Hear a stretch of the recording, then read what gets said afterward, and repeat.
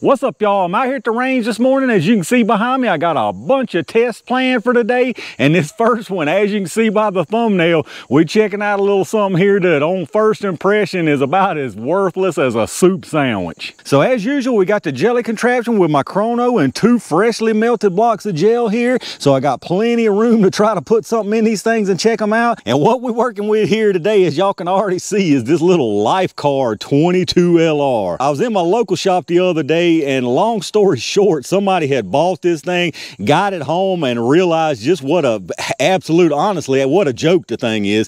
Brought it back, tried to get them to buy it back, and they did, of course, not for the full amount, and they had it marked way down, and I made them an even lower offer, and they ended up taking it just to get the thing out of there, so I ended up with it. Now, I'll show you real quick how this thing works, but let me show you the ammo we're working with today first. We're going with the 22 punch, the 29 grain flat nose. Everybody's familiar with this 22 punch LR. In my opinion, the best 22 LR round, period, if you're going to use a 22 LR for self-defense. And then the other one is going to be the CCI Velocitor 22 LR. Now, these are 40 grain hollow points. A lot of people are fans of the Velocitors. I don't expect these to expand at all out of this Lifecard, but if they're moving quick enough, maybe they can still get some good penetration and be worth something anyway. All right, y'all, I had to set the camera down because it takes pretty much 2 hands to manipulate this thing. So what you got here is a 2.5-inch barrel. That's your barrel on the top. So if you'll notice here right now, it's completely closed. There's the form factor. There's your barrel there. So what you do here, you'll see these 2 levers on the bottom. You got one there and one there, one on each side. So you take 2 fingers, press those levers forward, open this, and you'll hear a little click and you'll see your lever go back. So as you can see, there you go. You're open. There's your trigger. There's your handle. Now, to load it up, you push these other 2 levers back, pop the barrel up, and it's a single load. So you got a round there, you put it in. Now you've got to make yet another motion if you've let loose of that lever, because you can't just snap it down. So you got to push those again, make sure your barrel's locked in. So now you're loaded. Now to actually cock it, you pull this thing back and lock it in, and now you're ready to fire. So all those motions it took, now granted, for the first one, you would have one in the chamber already, but all of those motions it took to get this thing ready. Folding it out, folding the barrel up, of course, if it's loaded already, but for the next one, if you have to make any follow-ups, God forbid, you're gonna have to do that all over. So now, you'll notice on this thing, there's a half cock, so that's kind of like a safety so you can't fall. And then as you're pulling this, if you pull and like slip with the spring trying to get this all the way to click back, because you got to use some force, it'll catch it right there so you don't actually fire without meaning to. Now your sights on this thing, very rudimentary. It's nothing but a gutter all the way down the top there. So who knows where this thing's gonna hit. I ran 1 round of 22 short through this thing just to test it right after I bought it. But other than that, I hadn't tried anything with it. So I'm curious to see where it's gonna be impacting at. But yeah, that's how it works, y'all. Now to close it back up, like I say, you're ready right there, and you put it on that little half cock so you can close it up right there, and you can carry it like that if you want to. I mean, if you trust this thing with that barrel, by all means, go ahead. Also on the bottom here, you got a little trap door. You can carry your 4 more rounds in there too. So I guess you're prepared. But I'm gonna tell you right now, for all those steps and only really having realistically 1 shot, this is a very last resort kind of thing, if you ask me. A lot of people go back to the old saying, well, it's better than a sharp stick. I'm gonna be honest with you, my opinion here is it depends on how long and sharp the stick is. But anyway, maybe we'll get some kind of decent performance out of this thing in the gel, because the manual of arms is just atrocious on this thing. So let me get this stuff set up and let's see what it can do. All right, y'all, like I said, first thing I want to do is see where I'm hitting at right here. Now I'm only at 10 feet away from this, 10 feet away from that steel target. So I got this thing in my pocket, one in the chamber, and I got a few in the little cubby.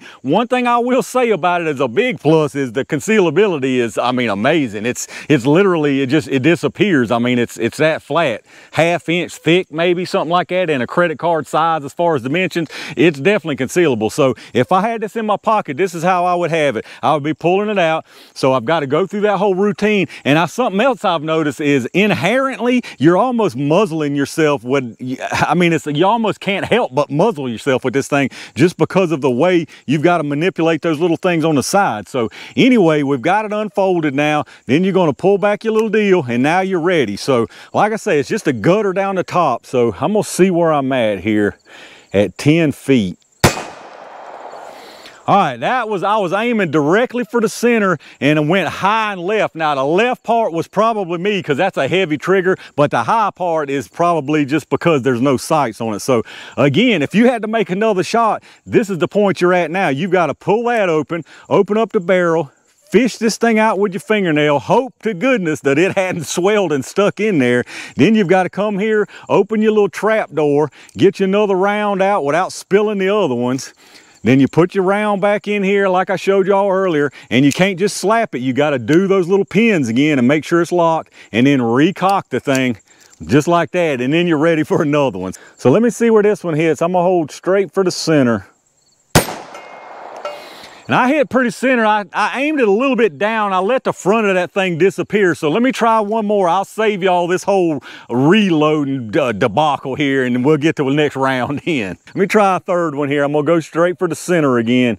Try to let that front disappear like I did last time. All right, almost the exact same spot. So I think I've got down pretty much where my hold at. So I'll probably try a couple more. Then I'm gonna go set us up and let's see what we can do with that chrono and jelly. All right, y'all, let's get us some speeds on these things. So I'm gonna do 3 rounds on each one of them. I'm gonna start out with the punch first and see what kind of speeds we get. I got a feeling it's gonna be impressive just because of the punch as far as the speeds. Hopefully, I don't have to put a whole box and this chrono will cooperate with this crazy thing. So let's see what we get. Got 1104, so like I said, that ain't bad at all. Got 1080, I'm surprised it's reading so well. And 1090, so let's go down there and check the average on that. All right, y'all, the 3-round average on the Federal Punch is 1,091 feet per second. And I think it goes without saying, that's pretty impressive from that punch to be coming out of a 2.5-inch barrel out of this thing where it's just wobbly, rickety. The tolerances are about like a Model T. I mean, that's pretty impressive. So let me get this reset and let's see what the Velocitors can do. All right, y'all, let's see what the Velocitors can do. I'm gonna do 3 rounds of these also. I don't expect near the speed out of these.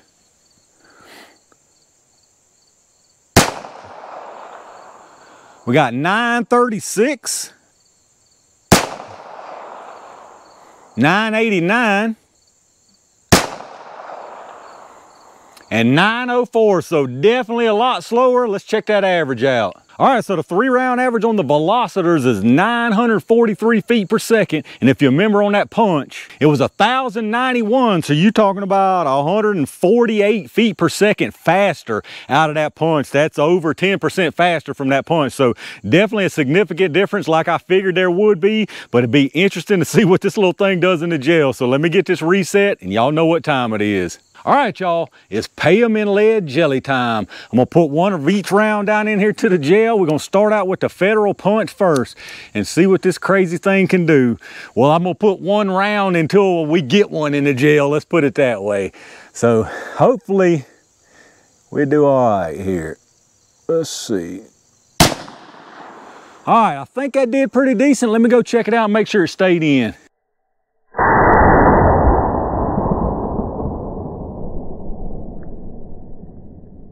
All right, y'all, I believe that Federal Punch 22 LR can make anything look good. Looks like that thing did almost as good as it always does out of anything I've tested it from. So let's try out these Velocitors and see what they do. I'm very curious to see what these heavy boys do out of this little shorty here.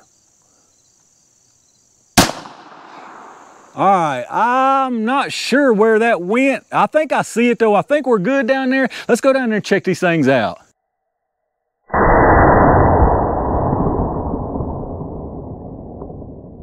All right, y'all, let's check out what we got down here. I gotta say, I'm kind of surprised, but I guess not really. The punch on the top there, you see the punch does what it does. I mean, even out of that little old Lifecard thing, it just sent this thing all the way out here. It looks like it's right at 15 inches of penetration, pointing straight forward, nice little trail of wound tracks. It never does a whole lot of disruption because it's a solid. Now, the Velocitor, on the other hand, right up underneath it, about what I figured. Moving that slow, being that heavy, just tumbled around backwards. I knew it wouldn't expand or deform or anything. It's just not moving fast enough. It is sitting backwards, like I say. Looks like it's maybe a little bit over half the penetration of the punch, so definitely fell short. That punch is just phenomenal when it comes to good performance out of short barrels like that. But as far as the penetration, the punch is an 1/8 over 15 inches, so 15 1/8 inches. The Velocitor is sitting at 9.5 inches, so like I said, well short as far as penetration out of that Velocitor. All right, y'all, let's check out these projectiles. Honestly, not a whole lot to see here. The punch right here, no deformation on the thing. It looks just like, almost just like it always does on every single one of these. The Velocitor here, no kind of expansion on the hollow end, but oddly enough, I don't know how well you can tell, but it started to kind of mushroom on the back end, I guess because it tumbled. I would say it tumbled immediately, just judging by the way the wound channel looks and judging by this mushroom. It probably turned around backwards as soon as it went into the gel. I'm sure there's no loss of material on these, but we'll check them anyway. The punch started at 29. It's at 29.4. The Velocitor started at 40. It's at 40 on the dot, exactly 40 grains. So obviously no loss of material from either one of them. Sizes, again, is kind of pointless. No kind of expansion on them. We got 223 out of that punch. 222, so like I said, nothing at all on the punch. And then like I said on this Velocitor, if we measure up here towards the front, we got 219, but then if we measure the back end here, we got 0.24. So like I said, it kind of started to mushroom on the back side because it tumbled around. But there you have it, y'all, the punch and Velocitor out of this Lifecard 22LR. For me, again, and still, this is nothing more than a novelty. If you had to take one shot and make it count, and you could make it count and be effective with it, it would do the job, especially loaded with that punch. But that's it. You get one and you're done basically with this thing. And even then, it's just so cumbersome. It's just so slow. For me, this Lifecard 22 would be an absolute no-go. But y'all let me know down in the comments what y'all think about this thing. All right, y'all, that right there is going to do it for the Lifecard 22LR from Trailblazer. Like I said, for me, this thing is more of a novelty for anything else. I could see it sitting on a desk as a conversation piece, something to mess with. Now, don't get me wrong, it functions. I mean, I didn't have any problem with the function of it. It does what it's supposed to do. And if this is all you had and you could actually make that one shot count, then it would do what it needed to do. However, if you're going into a situation where you think you might have to defend yourself and you're carrying this thing, you're at a huge disadvantage from the very start. But y'all let me know what y'all think about this crazy thing. Has any of y'all out there got one of these? Have you used it before? If you do have it, what do you think of it? Do you think it's a novelty, or do you think it's actually a practical tool? Let me know what your thoughts are down in the comments. If you did enjoy this video, make sure you reach down and click that thumbs up button, subscribe to the channel, and click that bell notification icon so you can get notified when I upload new stuff. Take a second and check out all my affiliate links in the video description. Y'all know the deal with that Amazon. If you shop through there anyway, hit that link up first. You go straight to Amazon like normal from there, and anything you buy after that, I get a kickback from them towards the channel. If you hadn't taken advantage of those Axle Ear Pro links down there, hit those things up and you can save a pile of money on some really nice Ear Pro instead of going straight through their site. As always, I appreciate all my Range Game members and every single one of y'all out there that supports the channel. I got a bunch of good stuff coming y'all's way, so make sure you stay tuned for that. And in the meantime, stay safe, stay prepared, and I'll see you soon.